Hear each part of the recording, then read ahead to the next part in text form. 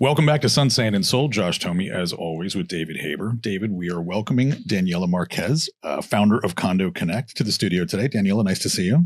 Hi, guys. Thank you for having me here today. Welcome. Great to see you. And to start off, would like to know a little bit more about CondoCONNECT. For those who follow social media in and around South Florida, especially around condominiums, we have seen your face. We have seen all of the great workshops that CondoCONNECT has been a big part of. But tell us about what CondoCONNECT is and how it got started. So CondoCONNECT, basically, we open spaces for condominium managers, board members, homeowners, but we also bring together elected officials and professionals. I come from management. So when I'm sorry. Yes. That was an inside joke for those of us in the management space. Yes. So while I was managing a condo, I saw a lot of frustration and things that board members and even us didn't know how to proceed, laws that we didn't know how to put in place or the steps to follow. And I thought it was a great idea to put these events together where we have the lawmakers, we have the professionals, but we also have the community that can learn from it and that we can give them the feedback of how the laws are being implemented on a day-to-day basis. And how they're impacting people. An idea, I always say that this to Pizzo and Senator Jason Pizzo, it's that an idea and a law may look great in the concept, but it's very different when you apply that on a day-to-day. What do they call that, David? Is the letter of the law versus the practice of the law, or the intent of the law? Yeah, the intent of the law versus its ultimate impact on the people who are having to live with the law. And obviously, CondoCONNECT has come into a very good space at a very good time. It was a great idea, obviously, because you have buy-in from city officials, county officials. I've seen Mayor Levine Cava on your panels. I've seen Mayor Howard Weinberg, both of whom we've had on our show. And you've also had Senator Pizzo. You've had Vicky Lopez, state representative. You've had Jennifer Bradley, who's also been heavily involved in the legislation in the last few years since the Surfside tragedy at Champlain Towers. And I think you I don't know if it's brains, luck, or a combination of both, but it really has worked out very nicely. I've been at some of these panels, and I think one of my partners has been, I think maybe Jonathan Goldstein or Marnie Reagan, shout out to them, have been on your panels. Yes. And I know we've supported CondoCONNECT and been a sponsor. And it's great to see the board members and the owners talk directly to the state officials and say, you passed this law, but you have no idea what it's doing to us. Here's what it's doing. You need to revise it. Daniela, was there one thing in particular that stimulated the formation of CondoCONNECT? Was it Senate Bill 4D? Was it the tragedy at Surfside, or were there other things going on ahead of that you were already moving on? It was a little before. In 2021, after the collapse, we started getting elected officials from the city at a city level, and they were doing inspections at the condos. And then you have these buildings. I particularly was at a building that was 40 years old. We were going to the 50 at that point, and we started getting violations from the city right after the collapse. So they came, they walked the entire building, and they gave us 90 days to fix capital improvement projects that it was not reasonable to fix that in 90 days. Right. Like in 90 days, you can probably just get a scope of work, but you're never able to complete the work. We were talking about... Can't even start the work in 90 days to get the permits. Right. We were talking about cooling replacements, roof replacements. We're talking about major things that they always kind of knew that the building was in those conditions, but they never, they never find you. They give you extensions. Nobody was on top of those items. And when they came and they started finding the buildings, I was not the only one, but many buildings, we saw that a lot of buildings have deficiencies and a lot of buildings were not properly reserving and properly taking care of themselves. Correct. So And it was this idea that before 2022, everybody was waiving their reserves, fully waiving in many cases. Even the building for decades. Many cases. Maintenance at the time was $500 in a lot of condos. Those days are gone. Yes. So that I start having these events with, at the time, the mayor of Sunny Isles Beach. And she was wonderful to me. She opened the door. She was very promoter of bringing these laws awareness and educating board members and managers. She was an angel to me at the time. We were able to collaborate, put these events together. And in 2022, we talking, say, I think it would be better to bring the lawmakers. Let's bring Jason Pizzo. Let's bring Jennifer Bradley. And the first event we had with them was in Sunny Isles Beach. And we saw that there was a lot of people liked it. People had that one-on-one with the senators and with the concerns from even the professionals in the industry. A lot of engineers, a lot of general contractors had questions about the law and how to deal with the client to be in compliance. So we start like that and it grew. In 2023, we had a major event, which is the CondoCONNECT Summit. We had over 400 people there, managers, board members from the entire Miami-Dade County. And it was a great discussion. The senators were there. We have Daniela Cava also explaining the programs that the county has to help condominium homeowners. So that's basically when you first got started, who did you find to be the least informed? I think it's interesting. There's the process of educating managers, which is obviously important because you're practicing not the law as an attorney does, but as again a practical application of those laws. But did you find that there was one group in particular that really needed it more than others? Was it the managers? Was it the board members? Was it the city officials themselves? I mean, it sounds to me like if a city official shows up and says you've got 90 days to correct something that clearly took probably 20 years to create that problem, that they also were not very aware. Who was the least educated in your opinion? I think a lot of homeowners. And I will say this because before that, nobody really was getting involved into board meetings, in the condition of the buildings. Nobody cared. There was no participation. It was all about the lobby and the pool.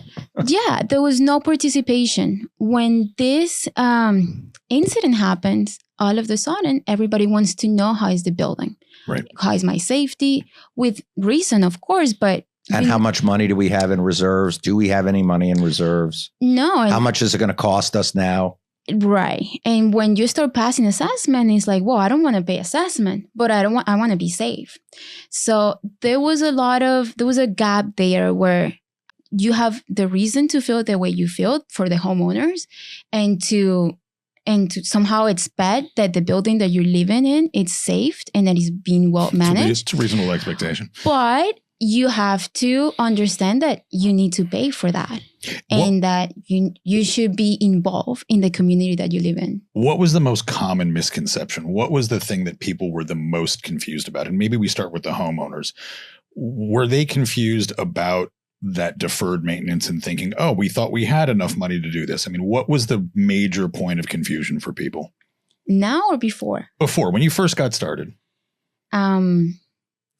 Yes, like why this happens. They didn't understood that for decades, like you said, the board members never funded the reserves, that they don't have the money and that these projects are big capital improvement projects. I think they got sticker shock was probably the number one thing.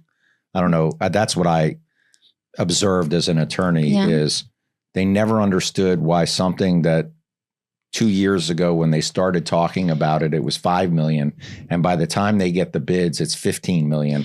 And they just don't understand that at all. But they also have that mentality before that when the time comes, we will fix it. But we will never prepare it before. Right. We will never prepare in advance. That was never the mentality of a lot of condominium board members. Right. It was like, let's deal with the issue as it comes. Well, they also had this great election speech every year. keep maintenance rates the same or down. Our maintenance has not gone up. I mean, how many times when you were a manager? That was a campaign. Those are the campaign slogan, right? Or your maintenance has not gone up in 4 years. That's actually not a good thing. It's a sign of an unhealthy association because you're not keeping pace with the actual economy. Right. And I have to imagine, Daniela, that the combination of the elements of not only legislation like 4D being passed and 154 as a clarification bill, but also coming out of the pandemic, expenses for everything were up. Was there some confusion as well about the combination of those elevated expenses? Because we had on one hand the issue of more reserve maintenance, deferred maintenance, and then you had labor rates going up. We saw insurance rates skyrocket. And so you had actually both sides of the budget increasing. Was that confusing for people as well to understand that both were happening at the same time? Very, very, because then you start getting assessed for the projects to fix the building. But you also, a lot of buildings in 2022 had an insurance increase of almost 50% or even 100%. In my case, I was paying $600,000 a year for insurance, and it went to 1.2 at that renewal. Right. A lot of people doubled. Yeah. Plus, labor rates went up, and construction costs went up after the pandemic or during the pandemic. So it started that they were passing assessments, but they were not including everything in one assessment. So one day you said, okay, we need to fix the roof. Let's pass an assessment as soon as possible. And then the next month you were hit with the insurance at 100% increase that you didn't have money to afford. So that was another special assessment. And then you see all of these condos with like 3 or 4 special assessments. And it's crazy. Well, now you have defaults. Plus the maintenance. And then you have people wanting to terminate the condominium. Yes. And I think I keep saying that terminations is going to be a big issue and a big area for in the next 5 years, because you have all these older monolithic concrete structures that are 40 to 60 years old. People can't afford $25 million in assessments. And so developers are looking at this waterfront property going, this is a perfect property to terminate the condominium and build a new tower. And of course, I don't know about the state officials, but the city officials are salivating at the idea of increasing the tax base by taking a $400,000 unit and replacing it with a $4 million unit. Right.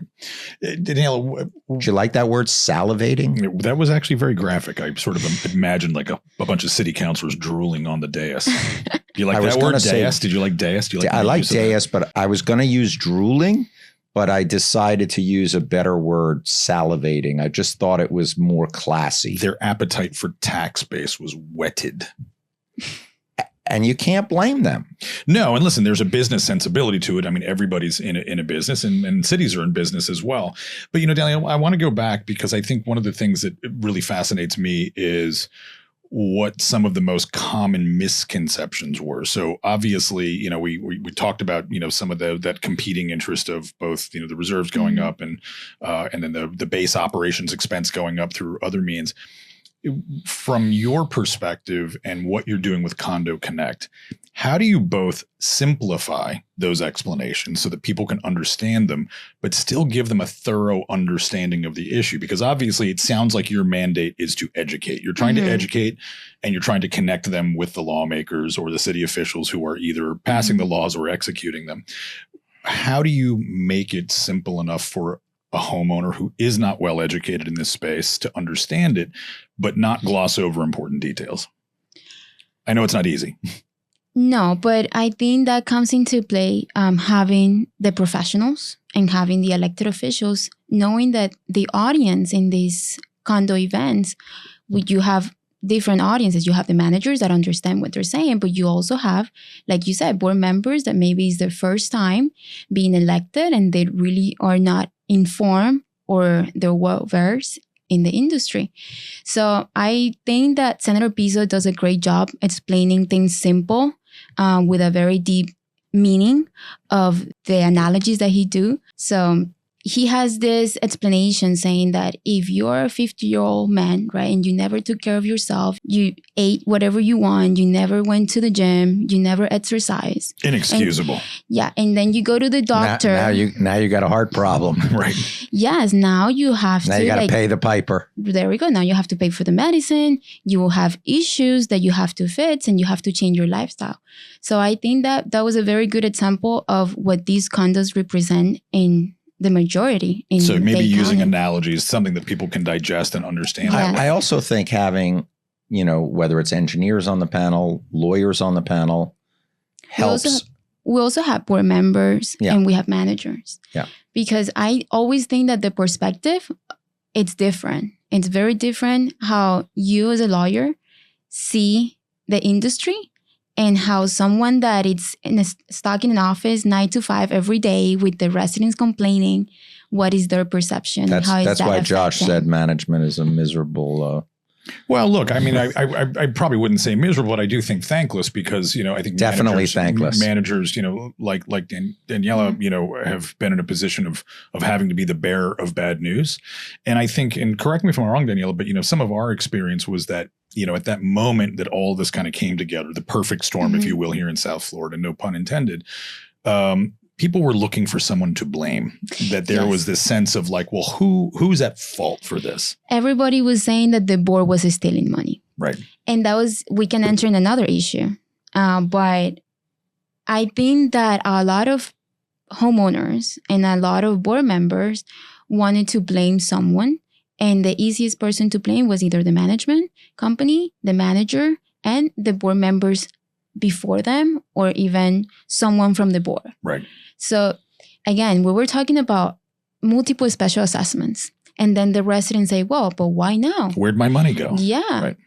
Somebody's stealing money. Right. You're stealing money. And in a lot of cases, that was not the reason. And I think people I would probably say in most cases that wasn't the reason. I mean, I know there's some cases that are tragic that, clearly some bad things have been done. But but I think the majority of cases, the people who got elected as board members got elected on the platform that they were not going to raise assessments. Mm-hmm. And that falls on the owners who didn't want to pay the assessments because truthfully, had they been fiscally responsible as they're now required to do, they would have said, wait a minute, why are you kicking the can down the road 10 or 20 years? We need to be fiscally responsible. Yeah, that being said, I mean, also having sat through a lot of these meetings, my experience is also that board members campaigning for election are not necessarily, at least historically, giving the full picture. Meaning, I didn't hear a lot of board members running for office saying, listen, we've got a choice to make here, folks. We can either keep our maintenance rates the same or approximately the same, but it's going to mean down the road, we're ultimately going to have to pay that proverbial piper. I didn't hear a lot of that conversation. I heard a lot of, hey, I've been in office, for the last 4 years and I haven't increased maintenance rates once. And everybody says, well, nobody wants to pay more. And so therefore, yes, we're going to elect. And that was the mentality of why should I pay for something if I'm 70 years old and I'm only going to be alive for another 10 or 15 years, right? Probably. Right. Why am I paying? Why am I worried? Yes. Why do I care? Forget why am I paying? Why do I care what happens 25 years from now? I'm not going to be here. Right. In fact, I'm living on a fixed income, in an apartment that costs $300,000 or $400,000 or $200,000 that I bought for $200 is now worth $1 million. Right. And now the maintenance rates are prohibitively high. And I don't want to pay more maintenance. I want to live on what I bought it for. Right. And so why am I going to worry? I'm not going to worry. This is not like a tune-up for my car. Yeah. Did you hear that a lot, Daniela? Did you hear a lot of people? Because I know, especially in places like Sunny Isles Beach, I mean, you've got a lot of retirees. You've got people who are on fixed incomes, as David said. Yeah. Even until now, I think a lot of homeowners and the industry was expecting the legislators to maybe change something about fully funding the structural items and maybe go back to partially funding. Yeah, well, the Senate president said that's not going to happen. Yeah. That's not going to happen. But I heard a lot of hope on that specifically. Right. Yeah, everybody was like, relief. Give me relief. There was going to be a federal bailout. I mean, there was a lot of that. Or a state bailout. Right. And the Senate president said, we're not doing it. You people are going to have to swallow the medicine. You made your bed, you sleep in it. Right. Our in our last event, Senator Pizzo made a great point on that. And he was saying, we haven't had one foreclosure yet for someone that is not paying their special assessments.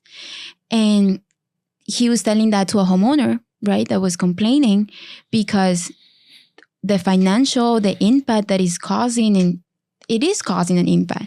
And then Senator Pizzo's response to that was like, well, nobody's losing their condo because they don't have money to pay for it. Not yet, but all due respect to Senator Pizzo, we haven't seen, obviously as wait till the assessments start getting big. Well, as we also know, this law was really only enforced for the last few months from a practical perspective. It may change, but listen, Senator Pizzo may also be correct. I mean, this may not ultimately be the cause of it. It can cause you to sell. It may have to cause you to sell. Or terminate. I think it's a chain of mentality of people that you said. Now we have to prepare for what maybe in 10 years that you're not going to be there.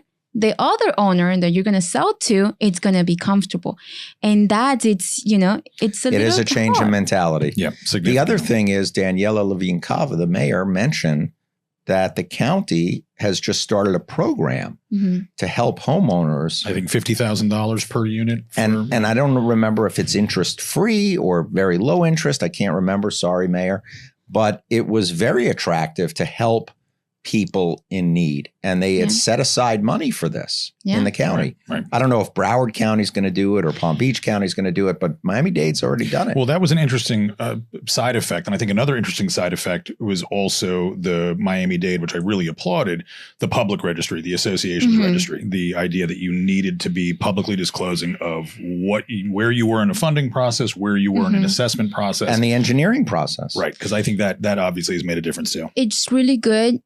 Even if you're buying or you're looking to buy a condo right now, which I obviously don't recommend, but I had a friend that when we have the brokers on later, we had a developer. I'm building a new condo yesterday, okay. so we won't tell him. Right? But they were looking into buying a condo in Aventura. The price was dropped from last year, of course, and we were able to find the structural reserve study on the Miami-Dade website. When I give it to an engineer, a friend of mine, and say, listen, can you look through it? Let me know if it's good or no.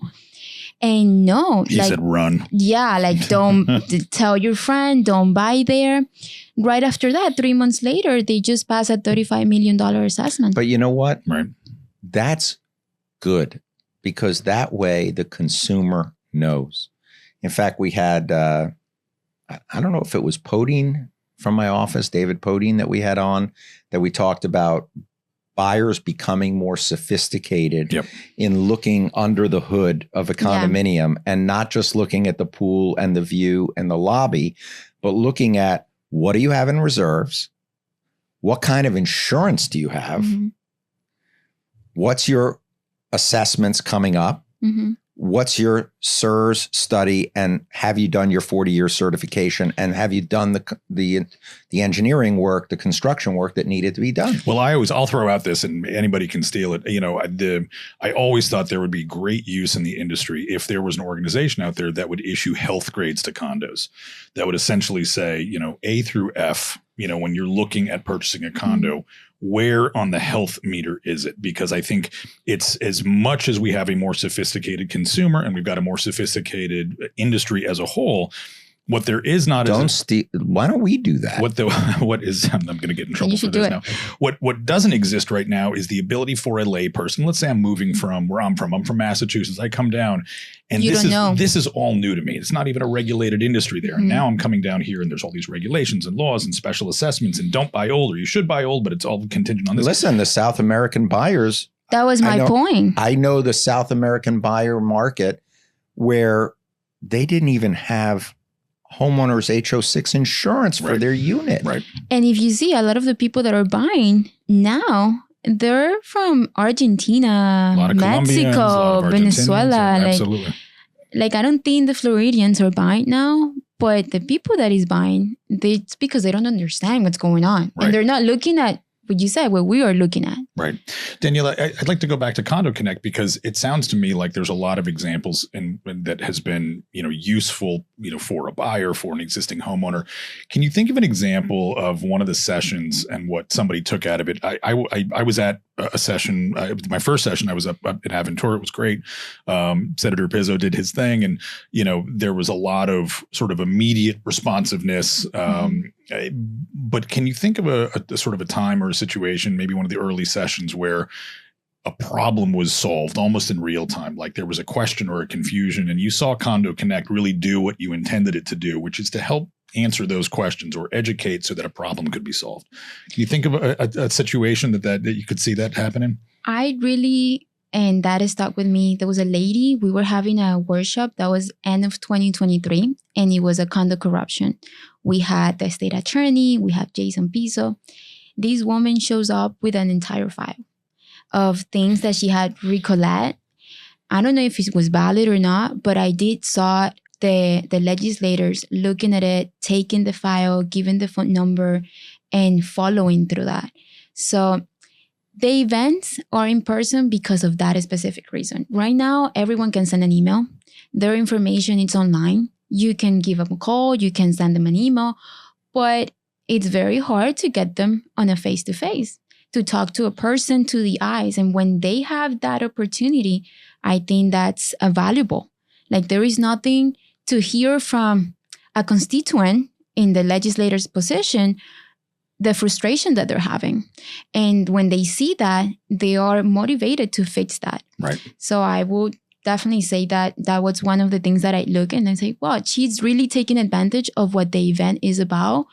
Like, if Senator Pizzo is not going to your condo for a board meeting, and you can come and you can bring that to him and be prepared to explain whatever your position is, take advantage of those events. Right.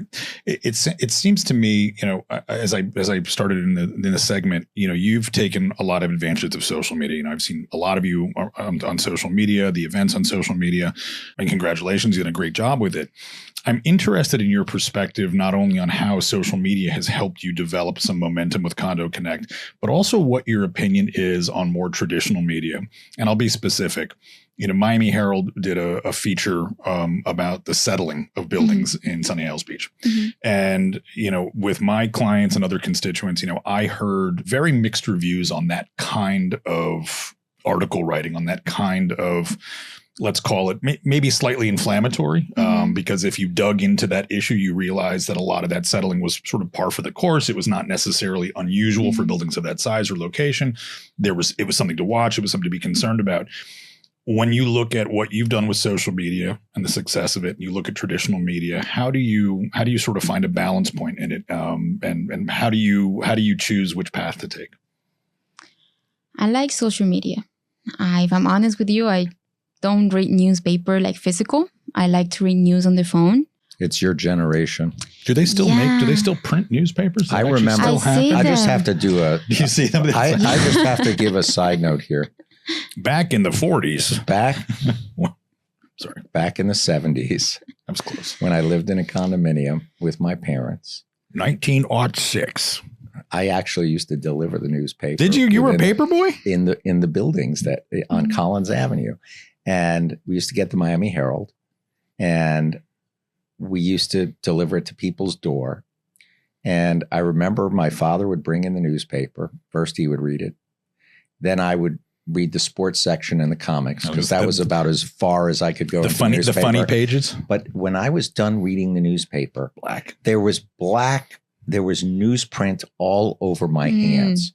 I do miss that a little bit. The smell, the ink, the smell. But I will say this. I love reading the news online now, and I don't get any physical newspapers, but it was fun when you finished a section, and you threw it on the floor and you went to the next section. I know I'm dating myself a little bit, but it was fun. It's important. I will say I like reading books in hard copy. I love reading a book, turning the page, and then when I'm done for the night, just taking the corner of the page and just flicking it. It's important for us to remember things like the Civil War. Like that. Yeah. Oh, you're so funny. Let me tell you, there's something to be said for libraries. There is something to be said for libraries. Back to our guest. So you're more, after that long digression, you're more into social media, and certainly there's a generational piece. But I got to imagine it's just faster and easier to get access to people. Yes, and there's more people that can see your content. Well, and the other thing is when you take pictures with all these people, which you do, because I've seen it online and I've been in the picture, so I know, and you post those pictures, there are thousands and thousands of people that get immediate access and say, oh, they had an event instead of waiting, through traditional media. I think that's the benefit of social media. Yeah. Yeah. And I personally like LinkedIn a lot. It has been great to connect with professionals and with companies. So LinkedIn has been kind of my main platform. And then in Instagram, we do stories and we post pictures as well. But we try to keep it as, I want them to come to the event. We do record the meetings. And if somebody said, I want to listen because I couldn't go, that it's fine. We will send that record. But there is nothing like going into the in-person meeting and have that opportunity, like I just explained. And they answer questions from the audience. They answer questions from the audience.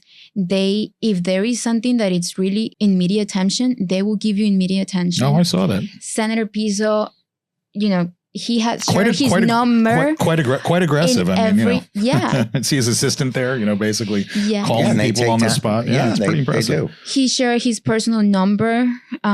He is very for the constituents. He's hands-on. Yes. And that's the benefit of being there, to like shake his hand and introduce yourself. What are you going through and what are your concerns? Even if you have an idea or a legislation that you would like to present to them, hand it over to them. We have done that many times. Right. So I'm going to go back to the sort of mainstream media, if you will. There was a story that was out a few months ago. It was about an association on Brickell that had passed a really large special assessment. You probably know the story I'm talking about. And there was a lot of outcry among the residents, and right or wrong, that seems like the kind of scenario where those are homeowners who need to be educated, because a lot of what I read, and again, at a distance, but a lot of what I read sounded like homeowners who had both a reason to be concerned, certainly by the amount of money, but may not be very well informed in terms of how they got to where they got. And again, not knowing what the reality behind the scenes was, I got to imagine there's a lot of homeowners who could use this. I've seen you focus a lot in the North Dade area. And listen, also for good reason. We had Mayor Howard Weinberg on, and it is that is a city of nothing but condominium. Do you feel like CondoCONNECT now has the opportunity to expand and to begin to get into other areas more significantly? Yes. We are looking to host an event in Brickell. We're looking to host an event. We're actually having a legislative update in North Bay Village, May 14. So we're looking to go to other cities. We're looking to go to even Central Florida this year. But we want to make sure the audience is very different. The audience in Aventura, in Hallandale, in Sunny Isles. Different demographic. Yeah. Well, how so? From your perspective. Different here. Yeah. From your perspective, how do you see those differences? You see it at the events. Age? Is it primarily age? Is it value of the condos? Is it relative wealth of the constituent? Both. Normally, a younger crowd, they're not as involved. If you're a homeowner and you're 30, 35, you don't see them at this event mode. I mean, I have never seen one. They're like 50 and above. So I'm not 50. I'm not 50 either. You're definitely not 50. I'm not 60. But in Brickell, it's very different. Their concerns are different. The way they maintain their condos is different. Their expectation is different. And yet the outcome was very similar, because then we saw a lot of 30-somethings saying, oh my God, what was that, a $20, $30 million special assessment? Yeah, but where did this come from? I think also you have more rentals on Brickell with foreign owners. You have a lot of Latin Americans in Aventura, but they tend to be people who live there. Sunny Isles Beach, it's probably a mix, but I can tell you Hallandale is more retirees. Mm-hmm. Yes. It's a different crowd completely. Mm-hmm. It's an older crowd, actually. And you have more older buildings up there, those big concrete buildings right on the ocean. And do you think, David, especially based on your firm's experience, that the older you get, the more likely you are in a fixed income and or value disparity of the condo? Absolutely. I bought it $150,000. I bought it 30 years ago. $800,000, and maintaining an $800,000 condo is a lot different. My mother lived in a condo. My parents bought it in 1972. We sold it in 2013 for 25x. No, right. It wasn't 25x, but the point is, while my parents could have afforded the assessments, a lot of people who were on fixed income could not, and there were assessments. And you find a lot of these people in Hollywood, in Hallandale, some of them in the older, buildings on Brickell and the like, but the majority there's a lot in Hollywood and Hallandale, a lot. Yeah. And they are very expensive to fix because the concrete balconies, 40 years of salt air. Right on the beach. The pool decks, the garage, those things are so expensive to fix. Right. And thinking about Brickell, I don't know if you're any of that involvement with the Brickell Homeowner Association. We had the president of the Brickell Homeowners Association on the show a while back, and clearly Ernesto, and clearly there is a lot of involvement. I mean, Brickell, despite the fact that yes, I agree with you. I think that the demographic says maybe a little bit less involved among the working professionals or the younger folks, but there clearly is a lot of community activism in Brickell, and it's a very powerful homeowners association. Yes, I'm working with them. They're being very helpful. And they have access to the community. They know the community. So we definitely are collaborating with each other. But I always think it's the demographics are different. Like we try to go to Boca North, completely different. That's a very different lift. Now that's a retiree community. Yes. And then you're talking about 80-year-olds. Yeah. We're about to get a lot of hate mail on that, but it's okay. No, but that's true. That's what's there. And that makes it interesting. We had Travis a year back, and he was having a condo workshop in Naples. And he said, well, everything was so calm. People was understanding. They're Midwestern. That chill West Coast. They were Midwestern from Ohio, River Valley, yes. They were so understanding. Polite. They were like, okay, let's do it. Right. He came to Aventura that night and everybody was yelling at him. He couldn't talk. So he was like, oh my God. Talk about a different demographic. The Naples, Fort Myers, Marco Island demographic is all Midwestern, and they are the nicest people. And not to say that they're not hurting, especially after the hurricanes of the past couple of years. Before we go to break, Daniela, I'm interested in one particular thing. You mentioned engineers earlier. Obviously, engineers have been so much the focus of the outcome of Senate Bill 4D and the subsequent bills.